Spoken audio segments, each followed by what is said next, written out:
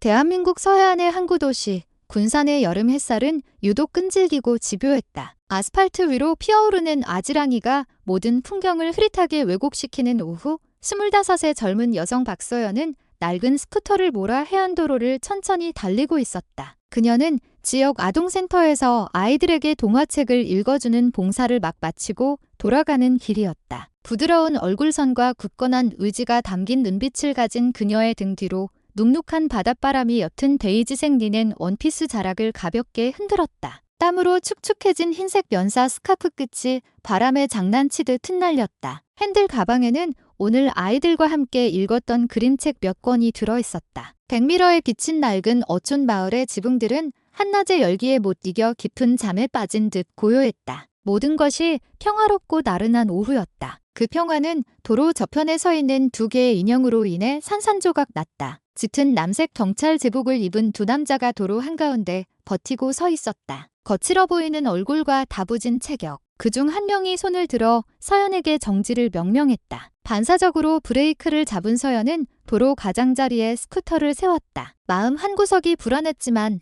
그녀는 애써 정중한 미소를 지었다. 흔한 교통 단속이겠거니 그녀는 생각했다. 차량 등록증이나 보험 서류를 확인하는 일은 이따금 겪는 일이었으니까. 하지만 어찌 된 일인지 두 남자의 시선은 평소 마주하던 경찰의 그것과는 달랐다. 차갑고 날카로운, 마치 이미 어떤 불순한 의도를 품고 있는 듯한 눈빛이었다. 그들 중 한 명이 육중한 걸음으로 다가왔다. 그는 무뚝뚝한 목소리로 자신을 소개했다. 교통과 칩 한장입니다. 이쪽은 강순경.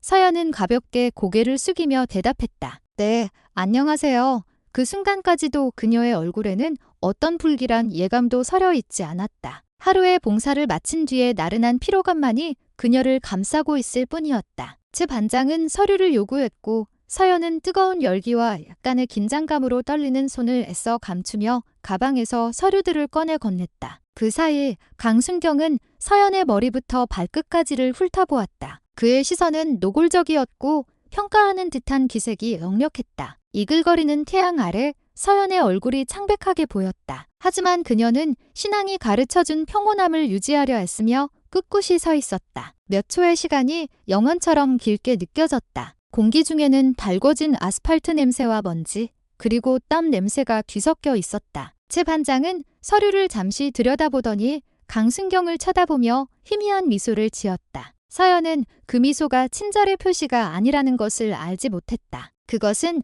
곧 시작될 어두운 사건의 신호탄이었다. 한적했던 도로는 이제 숨을 죽인 채 한 젊은 여성의 삶을 영원히 바꿔놓을 사건의 시작을 지켜보고 있었다. 그 뜨거운 태양 아래 서 있는 동안 서연은 평온하게 끝나야 할 오늘 하루가 자신의 존엄과 용기를 극한까지 시험하는 날이 되리라고는 상상조차 하지 못했다. 정중하고 공손한 태도로 서연은 낡은 스쿠터의 스탠드를 길가에 세웠다. 그녀는 눈앞에 두 경찰관에게 옅은 미소를 지어 보이며 머리를 띵하게 올리는 폭염 속에서도 침착함을 유지하려 애썼다. 제 반장이 육중한 걸음으로 다가왔다. 그의 전투화가 마른 아스팔트에 부딪히며 내는 둔탁한 소리가 심장을 울리는 듯했다. 면허증하고 등록증, 그가 짧게 말했다. 서연은 별말 없이 흔들에 걸린 작은 가방을 열어 운전면허증과 차량 등록증, 그리고 지난달에 막 갱신한 보험증서를 꺼냈다. 모든 서류를 두 손으로 공손히 건네며 자신이 잘못한 것이 없는 한 두려워할 필요는 없다고 스스로를 다독였다. 제 반장은 무표정한 얼굴로 서류를 한 장 한 장 훑어보았다. 그의 검은 선글라스 너머로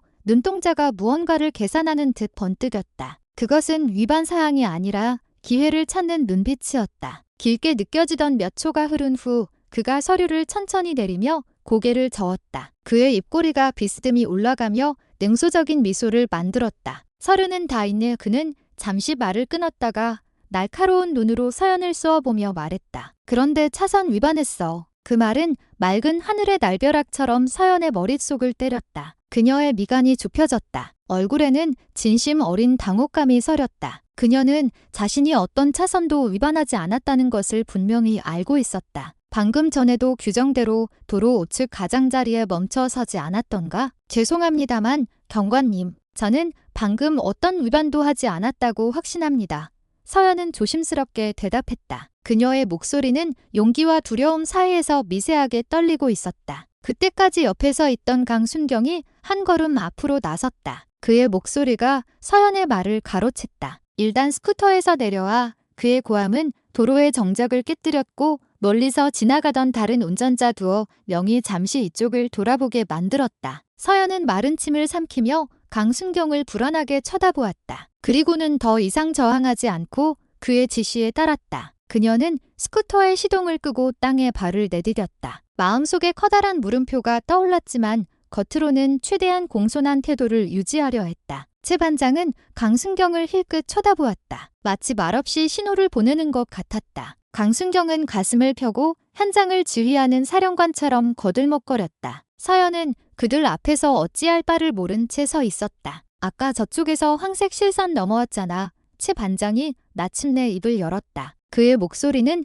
그녀를 압박하기 위해 의도적으로 단호하게 만들어졌다. 서연은 고개를 돌려든 뒤에 도로를 바라보았다. 텅 빈 아스팔트 위에는 어떤 선도 그어져 있지 않았다. 그 순간 그녀는 무언가 잘못되었다는 것을 깨달았다. 최 반장의 말은 경고가 아니라 함정이었다. 살을 태울 듯한 더위 속에서 이 단속은 더 이상 단순한 교통법규 확인이 아니었다. 그녀는 남색 제복과 차가운 미소 뒤에 다른 목적이 숨겨져 있음을 직감하기 시작했다. 서연은 인내심을 갖고 스쿠터에서 내리며 아직 태양열로 뜨거운 열쇠를 손에 꼭 쥐었다. 숨이 가빠오기 시작했지만 그녀는 자신이 아무것도 위반하지 않았다고 차분히 설명하려 애썼다. 저는 규정대로 정차했습니다. 경관님, 제가 넘어온 차선은 없습니다. 그녀는 부드럽지만 단호한 어조로 말했다. 그러나 최 반장은 고개만 저을 뿐이었다. 그의 눈은 마치 새로운 핑곗거리를 찾는 사람처럼 도로 위를 굴러다녔다. 그는 아무런 선도 없는 텅 빈 아스팔트를 가리키며 있지도 않은 위반 사실을 강조하는 신용을 했다. 한편 강순경은 팔짱을 낀 채 옆에 서서 서연을 쳐다보고 있었다. 그의 표정은 마치 변론을 듣기도 전에 유죄 판결을 내린 재판관 같았다. 몇 분이 긴장 속에서 흘러갔다. 주변 공기는 점점 무거워져 불안감에 휩싸인 서연의 가슴을 짓눌렀다. 최 반장과 강순경은 낮은 목소리로 짧게 무언가를 상의했다. 그들의 대화에는 은밀한 신호가 오가는 듯했다. 서연은 그들을 번갈아 쳐다보았다. 그녀의 눈은 보이지 않는 정의를 찾아 헤맸다. 그때 갑자기 강순경이 앞으로 나섰다. 그의 얼굴이 서연의 코앞까지 다가왔다. 스쿠터 압수당하기 싫으면 그가 낮지만 위압적인 목소리로 말했다. 벌금 50만 원, 지금 당장 내. 그 말은 채찍처럼 그녀의 의식을 후려쳤다. 50만 원, 상식 밖의 금액이었고 어떤 법규에도 없는 액수였다. 서연은 잠시 말을 잃었다. 분노와 불신이 뒤섞인 표정이 얼굴에 떠올랐다. 이것은 더 이상 법 집행이 아니었다. 국가의 제복 아래 자행되는 노골적인 갈취였다. 서연의 표정이 변했다. 두려움은 부당함에 대한 저항에서 태어난 용기로 바뀌기 시작했다. 그녀는 천천히 고개를 저으며 여전히 비웃고 있는 강순경의 눈을 똑바로 쳐다보았다. 낼 수 없습니다. 저는 잘못한 게 없으니까요. 그녀는 목소리가 떨렸지만 단호하게 말했다. 강순경은 마치 농담을 들은 사람처럼 짧게 비웃었다. 최 반장이 다가와 동료의 어깨를 툭 치며 말했다. 됐어. 이런 애들은 좀 가르쳐줘야 돼. 그 말은 가벼운 어조 속에 포장된 위협처럼 공중에 떠돌았다. 서연은 상황이 위험해지고 있음을 직감했지만 그녀 내면에 무언가가 굴복하기를 거부했다. 그녀는 다가올 위험을 알면서도 진실 위에서 버티기로 결심했다. 긴장은 이제 용기와 권력 사이의 소리 없는 싸움으로 변했다. 한적했던 도로는 이제 멀리서 무언가 잘못되었음을 감지한 주민들의 시선으로 채워지기 시작했다. 강순경이 한 걸음 더 다가섰다. 그의 눈은 분노로 이글거렸다. 최 반장은 서연의 등 뒤에서 그녀를 지켜보았다. 그의 얼굴은 무표정했지만 입술은 교활하게 휘어 있었다. 피부를 태울 듯한 열기 속에서 길가의 작은 파출소에서 들려오는 선풍기 소리만이 폭풍 전의 정적을 깨는 유일한 소음이었다. 서연은 50만 원을 내지 않겠다는 자신의 거부가 단순히 부당함에 대한 저항일 뿐만 아니라 권력이라는 이름의 거대한 어둠 속으로 자신을 끌어들일 거대한 싸움의 시작이 되리라는 것을 알지 못했다. 서연의 거부는 강순경의 분노에 불을 붙였다. 그의 얼굴이 붉게 달아오르고 목에 핏대가 섰다. 그는 아무 말 없이 손을 휘둘러 서연의 뺨을 내리쳤다. 작타하는 소리가 이미 뜨겁게 달아오른 대기를 뒤흔들었다. 서연의 고개가 옆으로 돌아갔다. 입술이 터져 피가 흘러내렸고 핏방울이 그녀의 하얀 스카프를 붉게 물들였다. 그녀는 비틀거리며 쓰러질 뻔했지만 여전히 단호한 눈빛으로 버티고 섰다. 전 잘못 없어요. 그녀는 나지막하지만 분명하게 말했다. 그러나 그 말은 오히려 강순경을 더욱 미치게 만들었다. 그의 눈에는 법 집행관의 분노가 아닌 진실 위에 군림하는 오만함에서 비롯된 광기가 서려 있었다. 서연에게 상처를 입힌 것만으로는 성이 차지 않았는지 치 반장은 길가에 서 있는 검은 스쿠터 쪽으로 몸을 돌렸다. 그는 더러운 전투화를 신은 큰 발로 스쿠터의 몸체를 힘껏 걷어찼다. 금속이 아스팔트에 부딪히는 날카로운 소리가 분노의 포효처럼 공기를 갈랐다. 한 번, 두 번, 걷어찰 때마다 백미러가 깨지고 안장이 떨어져 나갔다. 서연은 나지막한 비명을 지르며 그를 막기 위해 달려갔다. 하지만 그녀의 작은 몸으로는 그들의 힘을 당해낼 수 없었다. 제발 부수지 마세요. 제 스쿠터예요. 그녀는 애원하듯 말했다. 하지만 그 애원은 치 반장의 차가운 비웃음과 경멸 어린 시선으로 되돌아올 뿐이었다. 주민들이 하나둘 멀리서 다가오기 시작했다. 어떤 사람은 휴대전화로 몰래 동영상을 찍었고 어떤 사람은 그저 뜨거운 태양 아래 얼어붙은 채 서 있었다. 그들은 두려워했지만 동시에 분노하고 있었다. 서연은 치 반장의 팔을 붙잡고 그를 멈추려 했다. 하지만 그녀의 작은 몸짓은 그의 거친 발길질로 되돌아왔다. 복부를 강타당한 그녀의 몸이 땅으로 내동댕이 쳐졌다. 뜨거운 아스팔트가 맨살에 닿아 타는 듯한 고통이 밀려왔다. 그녀는 고통에 신음하며 몸을 일으키려 했지만 채 일어나기도 전에 치 반장의 전투화가 그녀의 어깨를 무자비하게 짓눌렀다. 어디서 신성한 척이야. 맛 좀 봐라. 치 반장이 조롱하듯 소리쳤다. 강순경의 날카로운 웃음소리가 그 모욕을 더했다. 분위기는 험악하고 잔인하게 변했다. 뜨거웠던 공기는 이제 숨막힐 듯 무겁게 느껴졌다. 흩날리는 먼지와 지나가는 차량 소음 속에서 제복을 입은 두 남자는 만족스러운 얼굴로 서 있었다. 마치 권력이 그들에게 억압할 권리를 부여하기라도 한 것처럼. 서연은 땅에 쓰러진 채 손을 떨었다. 터진 입술에서 흘러나온 피가 검고 뜨거운 아스팔트 위로 떨어졌다. 고통과 두려움 속에서도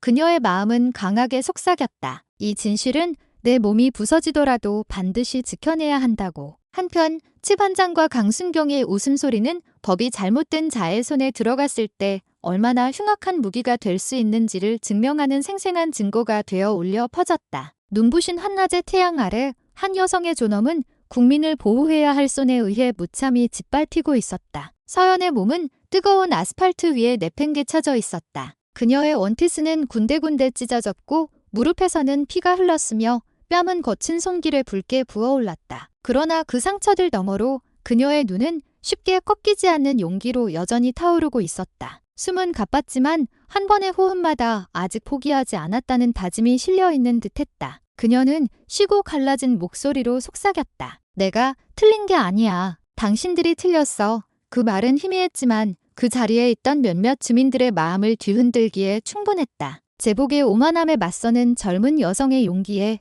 그들은 말없이 고개를 숙였다. 숨막히는 열기와 먼지 속에서 그 말은 침묵할 수밖에 없었던 이들의 뺨을 때리는 메아리가 되어 울렸다. 하나둘 주민들이 용기를 내어 다가오기 시작했다. 몇몇은 휴대전화를 든 채 길모퉁이에서 몰래 촬영하며 방금 벌어진 폭력의 증거를 담으려 애썼다. 한 나이 든 남성이 소리쳤다. 이보시오. 이제 그만하시오. 저 아가씨는 잘못한 게 없어. 하지만 그의 목소리는 군중을 향해 날카롭게 쏘아보는 강순경의 위협에 묻혀버렸다. 누구든 찍는 사람 있으면 핸드폰 압수할 줄 알아. 그의 고함에 일부 주민들이 뒷걸음질 쳤지만 전부는 아니었다. 몇몇은 떨리는 손으로 계속해서 촬영을 이어갔다. 그 영상이 정의가 외면하는 이곳에서 유일한 증인이 될 수 있음을 알았기 때문이다. 몇 분 만에 상황은 급변했다. 공기 중에 감도는 긴장감에 모두가 숨을 죽였다. 강순경과 치 반장은 서로를 쳐다보더니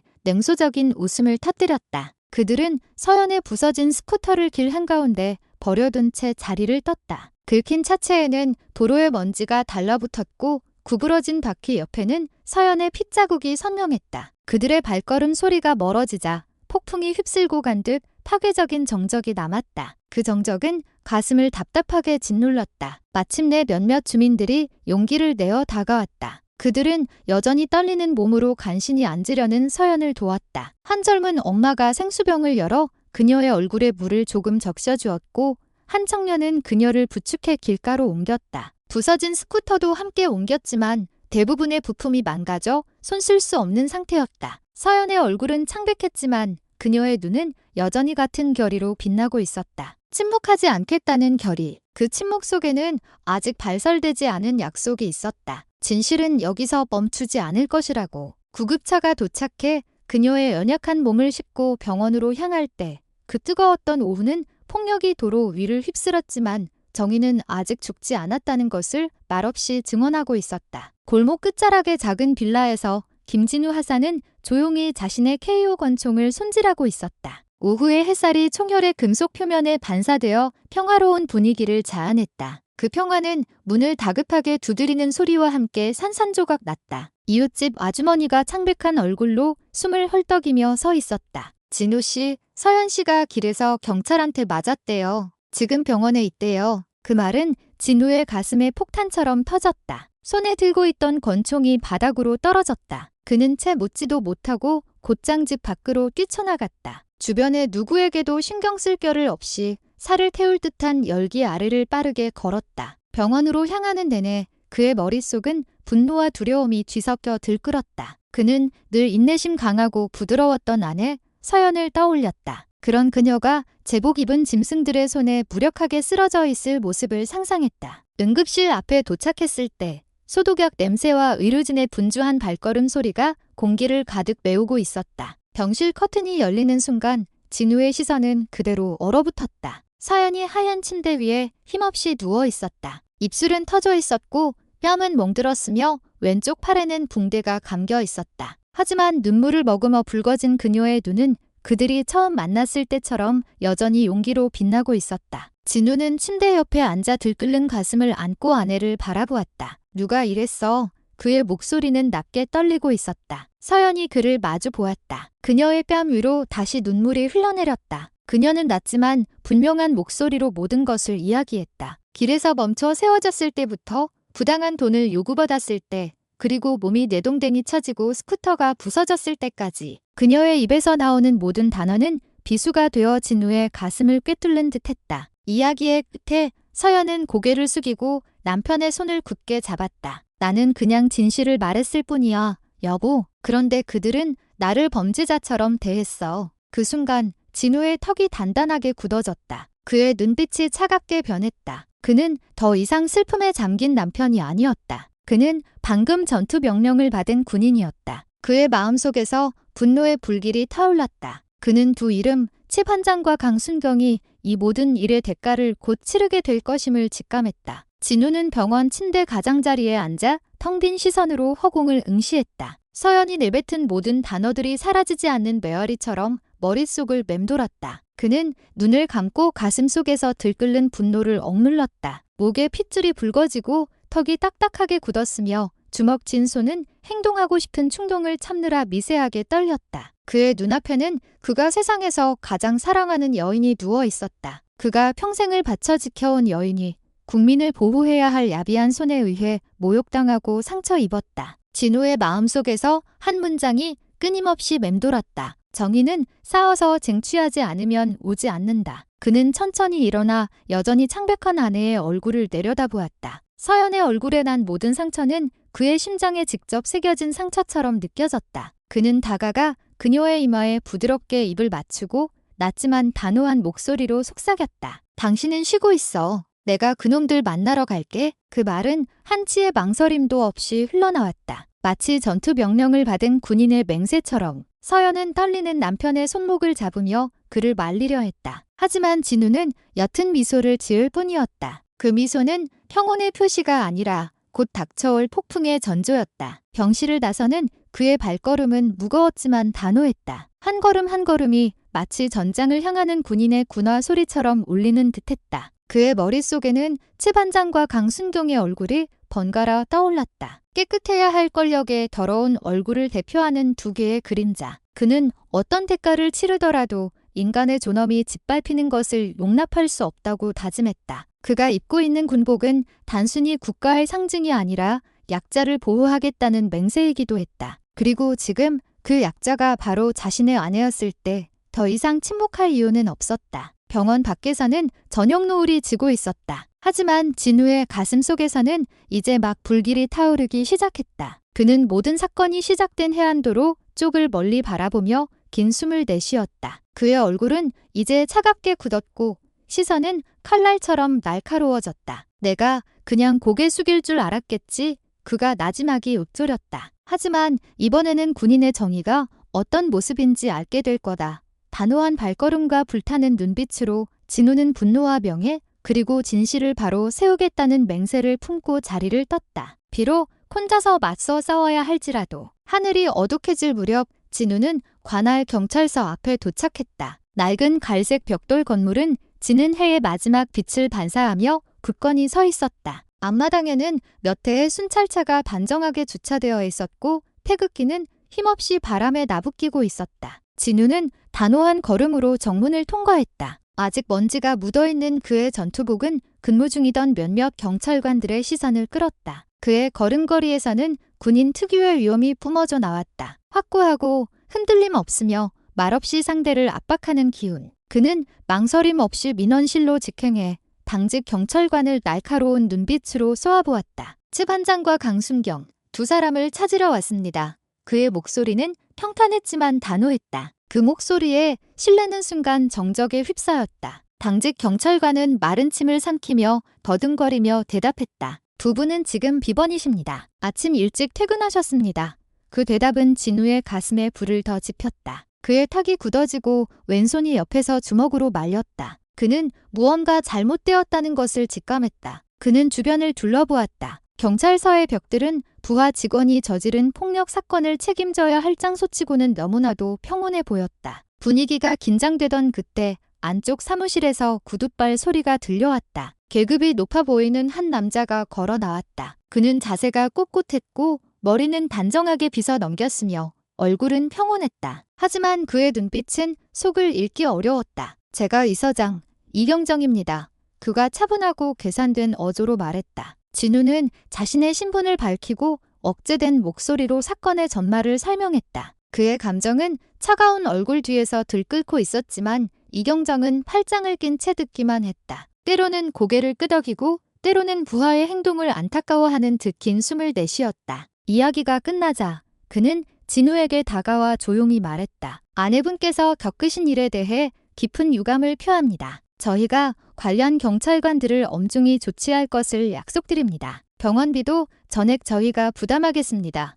그의 말은 설득력 있게 들렸지만 너무나 평온하고 너무나 매끄러웠다. 마치 미리 준비된 대본을 읽는 것 같았다. 진우는 이경정의 눈을 똑바로 들여다보았다. 그곳에서 그는 진심을 찾으려 했지만 차가운 공허의 반사광만을 발견할 뿐이었다. 순간 사무실 안은 숨막히는 압박감에 휩싸였다. 침묵 속에는 숨겨진 의미가 가득했다. 진우는 이경정의 말투에서 무언가 잘못되었다는 것을 알았다. 부하가 길거리에서 민간인을 잔혹하게 폭행했다는 소식을 막 들은 상사의 태도치고는 지나치게 침착했다. 그의 눈빛 뒤에는 무언가가 있었다. 진실을 덮으려는 무언가가. 이경정은 희미한 미소를 지으며 진우의 어깨를 두드렸다. 일단 진정하십시오, 하사님. 저희가 처리하겠습니다. 그가 조용히 말했다. 진우는 차가운 시선으로 그를 마주보며 짧게 대답했다. 정의가 제대로 세워지는지 제가 반드시 확인할 겁니다. 그가 사무실을 나설 때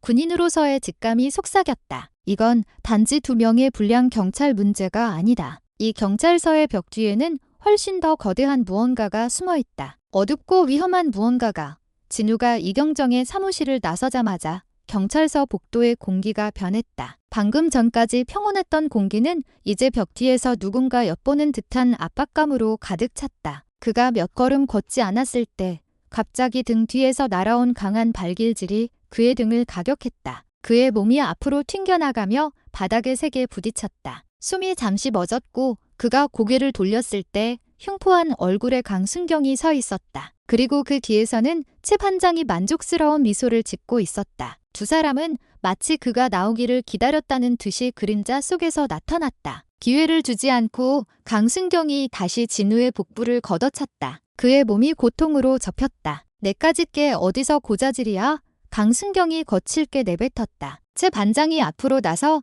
진우의 멱살을 잡고는 군인의 얼굴에 여러 차례 주먹을 날렸다. 하얀 경찰서 바닥에 핏방울이 떨어져 그의 제복과 대조되는 붉은 얼룩을 만들었다. 담장 밖을 지나가던 주민들은 멀리서 그 광경을 지켜보았다. 몇몇은 충격에 입을 막았지만 아무도 감히 다가서지 못했다. 그들의 웃음소리가 날카롭게 울려 퍼지며 해질녘의 정적을 깨뜨렸다. 강순경은 진우의 머리를 보도블록에 짓눌렀다. 최 반장은 만족스러운 어조로 말했다. 까불면 죽는 거야. 임마. 그러나 그들이 깨닫지 못한 것이 있었다. 고통 속에서도 진우의 눈은 차갑게 빛나고 있었다. 그것은 패배자의 눈빛이 아니었다. 분노의 폭풍을 억누르고 있는 군인의 눈빛이었다. 그는 이 공격이 단순한 화풀이가 아니라 자신을 굴복시키려는 시스템의 메시지라는 것을 알았다. 두 사람이 진우를 땅에 쓰러뜨린 채 떠났을 때 그의 찢어진 군복 끝에서 피가 흘러내렸다. 하지만 그 상처 너머에는 꺾을 수 없는 무언가가 살아있었다. 결이. 진우는 천천히 몸을 일으켜 멀어지는 두 남자의 등을 노려보았다. 그의 얼굴에는 이제 분노와 명예가 하나로 합쳐져 있었다. 그는 마음속으로 맹세했다. 더 이상의 타협은 없다고. 그들은 선을 넘었고 정의는 이제 그의 손으로 직접 세워질 것이라고. 하지만 진우는 그렇게 쉽게 짓밟힐 남자가 아니었다. 온몸이 상처투성이었고 관자놀이에서는 피가 흘렀으며 숨이 가빴지만 그의 내면에서 무언가가 솟아올랐다. 패배를 모르는 군인의 본능이었다. 그는 천천히 몸을 일으켜 마치 불씨처럼 타오르는 날카로운 시선으로 두 경찰관을 노려보았다. 그가 다시 일어서는 것을 본 최 반장은 냉소적인 웃음을 터뜨렸지만 진우가 한 걸음 앞으로 내딛자 그의 웃음은 곧 멈췄다. 진우의 눈은 흔들림 없는 확신으로 불타고 있었다. 주변 공기가 팽팽하게 긴장되었다. 구경하던 모든 주민들이 숨을 죽이고 곧 무언가 큰일이 벌어질 것을 직감했다. 순식간에 진우는 누구의 예상보다도 훨씬 빠르게 움직였다. 그의 주먹이 날아가 최 반장의 턱을 강하게 가격했다. 뼈가 부딪히는 둔탁한 소리가 담장 밖까지 선명하게 들렸다. 최 반장은 옆으로 나가 떨어져 벽에 부딪힌 후 피투성이 얼굴로 바닥에 쓰러졌다. 당황한 강순경이 허리띠에서 수갑을 꺼내려 했다. 하지만 그가 반응하기도 전에 진우가 그의 팔을 붙잡아 등 뒤로 꺾어버렸다. 나는 피해자다. 그의 목소리가 공기를 뒤흔들었다. 하지만 그게 내가 패배했다는 뜻은 아니야. 진우는 온 힘을 다해 고통에 찬 비명을 지르는 강순경의 몸을 들어 올려 경찰서의 쇠창살에 세게 내리쳤다. 금속이 부서지는 굉음이 울려 퍼졌고 밖에서 지켜보던 주민들의 환호가 터져나왔다. 몇몇은 휴대전화로 영상을 찍었고 일부는 제복 입은 두 명의 경찰에 맞서 홀로 싸우는 군인의 용기에 믿을 수 없다는 듯 쳐다보았다. 석양 아래 진우의 모습은 꼿꼿했다. 군복은 먼지투성이었고 얼굴은 피범벅이었지만 그의 기세는 마치 전장의 용사와 같았다. 그는 단순히 자신을 방어하는 것이 아니라 짓밟힌 명예를 바로 세우고 있었다. 최 반장과 강순경은 이제 땅바닥에 무력하게 쓰러져 있었다. 그들은 숨을 헐떡이며 피와 먼지로 뒤덮인 얼굴을 하고 있었다. 진우는 가슴을 오르내리며 그들 위에 섰다. 그의 시선은 분노와 자존심으로 가득 차 정면을 향했다. 주민들은 박수를 치고 일부는 지지를 외쳤다. 그러나 그 환호 뒤에서 진우는 이것이 단지 시작일 뿐임을 알았다. 그는 잘못된 장소에서 저항의 불씨를 지폈다. 그리고 그날 이후 그는 더 이상 정의를 찾는 한 명의 남편이 아니라 부패한 권력에 맞서는 용감한 약자들의 상징이 되었다. 경찰서 앞은 순식간에 아수라장이 되었다. 담장이 부서지는 소리와 주민들의 외침을 듣고 다른 경찰관들이 달려나왔다. 그들은 먼지와 피로 뒤덮인 채 길 한가운데에 굳건히 서 있는 진우를 보았다. 그리고 그의 발치에는 동료인 최 반장과 강순경이 의식을 잃은 채 쓰러져 있었다. 하지만 이상하게도 그들 중 누구도 감히 다가서지 못했다. 그들의 눈빛에는 군인 한 명에 대한 두려움인지 아니면 이 사건의 배후에 있는 더 큰 무언가에 대한 두려움인지 모를 혼란이 가득했다. 진우는 그저 조용히 서 있었다. 그의 가슴이 오르내렸고 시선은 주위의 모든 경찰관들을 날카롭게 꿰뚫었다. 잠시 시간이 멈춘 듯했고 그곳에 있는 모두가 이것이 단순한 싸움이 아님을 알았다. 한편 경찰서 2층 반쯤 열린 흰색 블라인드 뒤에서 이경정은 무표정한 얼굴로 모든 것을 지켜보고 있었다. 그는 화를 내지도 놀라지도 않았다. 마치 게임의 결말을 이미 알고 있는 사람처럼 감정 없는 차가운 표정일 뿐이었다. 그는 차분한 동작으로 제복 주머니에서 휴대전화를 꺼내 암호화된 번호 하나를 눌렀다. 2단계 작전 실패에 그는 났지만 단호하게 말했다. 하지만 대상은 아직 통제하에 있다. 그 말은 차갑고 숨겨진 의미를 가득 담은 채 흘러나왔다. 우연히 옆방에서 서류를 정리하던 한 젊은 경찰관이 그 말을 들었다. 순간 그의 얼굴이 창백해졌다. 그는 그런 문장이 일반적인 경찰 업무 절차에서 사용되는 언어가 아님을 알았다. 그는 반쯤 닫힌 이경정의 사무실 문 쪽을 바라보며 소름이 돋는 것을 느꼈다. 대상은 아직 통제하에 있다. 그 말이 머릿속에서 맴돌았다. 대상은 누구를 의미하며 2단계 작전은 무엇을 뜻하는가? 그는 단순한 폭행 사건보다 훨씬 더 거대한 무언가가 벌어지고 있음을 직감했다. 어쩌면 대중에게 철저히 숨겨져 온 권력과 비밀이 연루된 사건일지도 모른다. 밖에서는 군중이 점점 더 불어났다. 일부는 상황을 진정시키려는 경찰들과 언쟁을 벌이기 시작했다. 마침내 진우는 경찰서 건물 방금 전 이경정이 서 있던 창문을 올려다보았다. 그의 얼굴은 보이지 않았지만 마치 누군가가 자신을 몰래 지켜보며 다음 수를 가늠하는 듯한 불길한 기온을 느꼈다. 그의 군사적 직감이 분명하게 속삭였다. 이것은 더 이상 개인적인 복수 문제가 아니다. 제복 뒤에서 움직이는 검은 손이 있고 진짜 진실은 내가 상상하는 것보다 훨씬 더 위험하다. 그날 오후의 소란 속에서 진우는 진짜 전투가 이제 막 시작되었음을 깨달았다. 그날 밤 경찰서는 유난히 고요했다. 복도의 형광등만이 희미하게 깜빡였고 담장 밖에서는 귀뚜라미 소리가 들려왔다. 그 정적 속에서 원룸무늬 전투복을 입은 한 남자가 어둠 속에서 나타났다. 진우의 부대 동료인 송하사였다. 그는 조심스러운 발걸음으로 텅 빈 경비 초소를 지나쳤다. 경찰서 뒷문은 마치 누군가를 기다렸다는 듯이 살짝 열려 있었다. 송하사는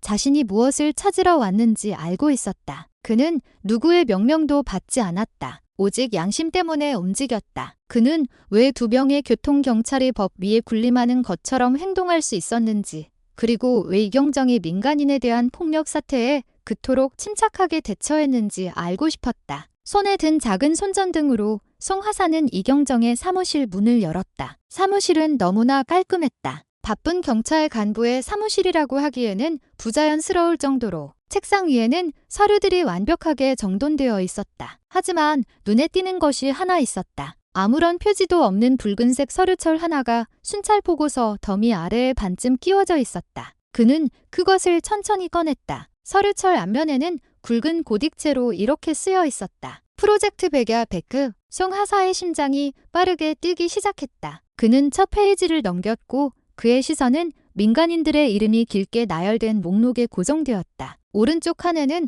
기강 확립 작전 대상이라는 설명이 적혀 있었다. 읽으면 읽을수록 그의 얼굴은 창백해졌다. 이 문서는 공식 보고서가 아니었다. 그것은 일련의 조작된 작전에 대한 비밀 기록이었다. 문서에는 도로에서의 폭력, 괴롭힘, 협박, 심지어 살인 사건까지 일부 사건들이 사실은 권력 남용에 대한 대중과 언론의 반응을 측정하기 위해 의도적으로 만들어진 사회 실험이 일부였음이 설명되어 있었다. 각 사건은 다른 시나리오로 설계되었고 관련된 경찰관들의 이름은 암호로 위장되어 있었다. 하지만 피해자 명단 중 유독 붉은 잉크로 강조된 이름이 하나 있었다. 박서연을. 송하사는 오랫동안 침묵했다. 그가 서류철을 덮을 때 그의 손은 떨리고 있었다. 그는 사무실을 둘러보며 마치 어둠의 심장부에 들어온 듯한 기분을 느꼈다. 모든 퍼즐 조각이 맞춰지기 시작했다. 이경정, 치 반장, 강순경, 그리고 서연에 대한 공격은 우연이 아니었다. 모든 것이 설계되고 통제되고 시험되었다. 마치 국민을 상대로 한 실험처럼. 그는 이 파일이 대중의 손에 들어간다면 진실이 전체 시스템을 뒤흔들리라는 것을 알았다. 하지만 한 가지 또한 확실했다. 오늘 밤 이후로 그는 그 거대한 조직의 표적이 될 것이라는 것. 침묵 속에서 송하사는 붉은 서류철을 재킷 안으로 밀어넣고 나지막이 속삭였다. 이 진실이 이 방에서 죽게 둘 수는 없어. 다음 날 아침 경찰서 기자회견장은 카메라 플래시와 마이크 소리로 가득 찼다. 긴급 기자회견이라는 현수막 아래 이경정이 연단에 섰다. 그의 얼굴은 평온했지만 어딘가 경직되어 있었다. 그는 공식적인 어조로 2명의 소속 경찰관, 마치 반장과 강순경이 절차에 따라 조사를 받고 있다고 발표했다. 그의 말투는 마치 미리 준비된 원고를 읽는 사람처럼 건조하고 감정이 없었다. 그는 상황을 진정시키려는 듯 말했지만 경찰서 담장 밖의 세상은 이미 더 빠르게 움직이고 있었다. 사람들의 스마트폰 화면에서는 서연에 대한 폭행과 진우에 대한 잔혹한 구타 영상이 전국적으로 퍼져나가고 있었다. 소셜미디어의 댓글창은 대중의 분노로 들끓었다. 기자회견이 끝난 후 이경정은 무거운 발걸음으로 자신의 사무실로 돌아갔다. 그는 천천히 문을 닫고 커다란 의자에 앉았다. 그의 얼굴은 이제 카메라 앞에서와는 달랐다. 더 이상 위험이 아니라 긴장과 불안이 사려 있었다. 그의 책상 위에는 폭력 영상 확산으로 인한 사회적 불안에 대한 보고서를 포함한 몇 개의 서류가 펼쳐져 있었다. 그는 이 폭풍이 더 이상 공식적인 발표만으로는 통제할 수 없다는 것을 알았다. 갑자기 그의 휴대전화가 진동했다. 화면에 뜬 번호에는 이름이 없었다. 그 아래에는 단 한 단어, 오퍼레이터라고만 적혀 있었다. 이경정은 숨을 들이쉬고 조용히 전화를 받았다. 네, 접니다. 수화기 너머의 목소리는 무겁고 평탄하며 차가웠다. 너무 늦었어, 이경정. 작전이 유출됐다. 대중이 예상보다 빨리 반응했어. 이경정은 정보를 통제하고 있다고 설명하려 했지만 그 목소리는 날카롭게 말을 끊었다. 모든 증거를 제거해. 그들을 포함해서. 잠시 침묵이 흘렀다. 이경정은 책상 위에 나란히 놓인 두 장의 사진을 내려다보았다. 진우와 서연. 그는 그 사진을 오랫동안 응시했다. 마치 그 명령에 저항할 이유를 찾는 것처럼. 하지만 그는 수화기 너머의 남자가 거역할 수 있는 상대가 아님을 알고 있었다. 알겠습니다. 이경정은 마침내 거의 들리지 않을 정도로 작은 목소리로 대답했다. 전화가 끊긴 후 이경정은 의자에 기대어 천장을 올려다보았다. 그의 숨은 길고 무거웠다. 마치 방금 누군가의 사형 선고서에 서명이라도 한 것 같았다. 그는 그 명령이 빈말이 아니라는 것을 알았다. 오퍼레이터는 자신과 같은 고위 간부조차 감히 맞서지 못하는 거대한 조직의 일부였다. 그의 손이 떨렸다. 그는 컴퓨터를 켜고 어젯밤 암호화된 메시지로 전송된 명단을 열었다. 맨 위에는 이렇게 쓰여 있었다. 김진우 하사, 활동 중인 대상, 제거 권고.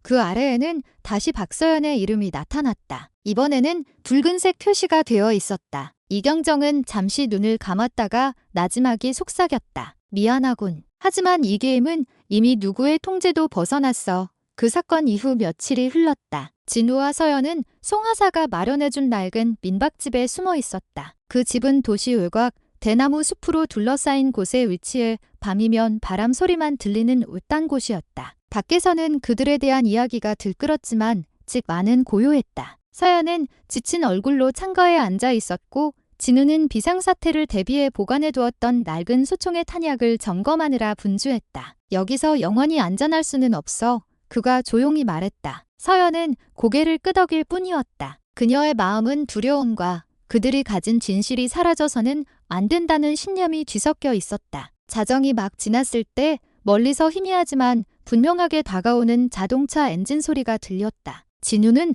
즉시 불을 껐다. 그의 얼굴에 위험 신호가 떠올랐다. 창문 틈으로 그는 번호판 없는 검은색 세단 두 대가 집 앞에 멈추는 것을 보았다. 문들이 거의 동시에 열리고 손에 소총을 든 검은 옷의 남자들 여러 명이 내렸다. 그들의 움직임은 조직적이고 신속하며 소리가 없었다. 보통 경찰이 아니었다. 그들은 너무 훈련되었고 너무 침착했다. 서연은 걱정스러운 눈으로 진우를 쳐다보았다. 진우는 손가락을 입술에 대고 조용히 하라는 신호를 보냈다. 그는 어둠 속에서 낡은 군용 소총을 집어들고 탄창이 가득 차 있는지 확인했다. 무거운 발걸음 소리가 현관으로 다가왔다. 밖에서 짧은 속삭임이 들렸다. 내부의 목표 확인, 신속히 처리, 남기지 마. 그 말은 그들의 정체를 확신시키기에 충분했다. 진우는 벽에 몸을 붙이고 자세를 잡았다. 소총은 문을 향했다. 그의 호흡은 규칙적이었고 눈은 날카로웠다. 문손잡이가 흔들리고 금속이 부딪히는 소리가 들렸을 때 진우는 서연에게 나지막이 속삭였다. 이건 더 이상 복수 문제가 아니야. 서연아, 이건 저들이 숨기려는 진실의 문제야. 만약 우리가 오늘 밤 죽더라도 세상은 저들이 누구인지 알아야 해. 서연이 그를 바라보았다. 그녀의 눈에서 소리 없이 눈물이 흘러내렸다. 그리고 그녀는 말없이 힘을 보내는 듯 남편의 손을 굳게 잡았다. 몇 초 후 낡은 나무 문이 폭발과 함께 산산조각 났다. 자동소총에서 터져나온 작은 섬광이 공기를 갈랐다. 진우는 군인의 날카로운 반사신경으로 재빨리 응사했다. 몇몇 검은 그림자가 문지방에서 쓰러졌지만 나머지는 계속해서 밀고 들어왔다. 총성과 비명, 그리고 밤 공기에 흩날리는 먼지가 뒤섞였다. 그 혼란 속에서 서연은 송하사가 책상 밑에 숨겨둔 붉은 서류철, 프로젝트 백야 문서를 집어들고 진우를 바라보았다. 이걸 잃어버리게 둘 수는 없어. 그녀가 조용히 말했다. 진우가 고개를 돌렸다. 그의 얼굴은 굳어 있었지만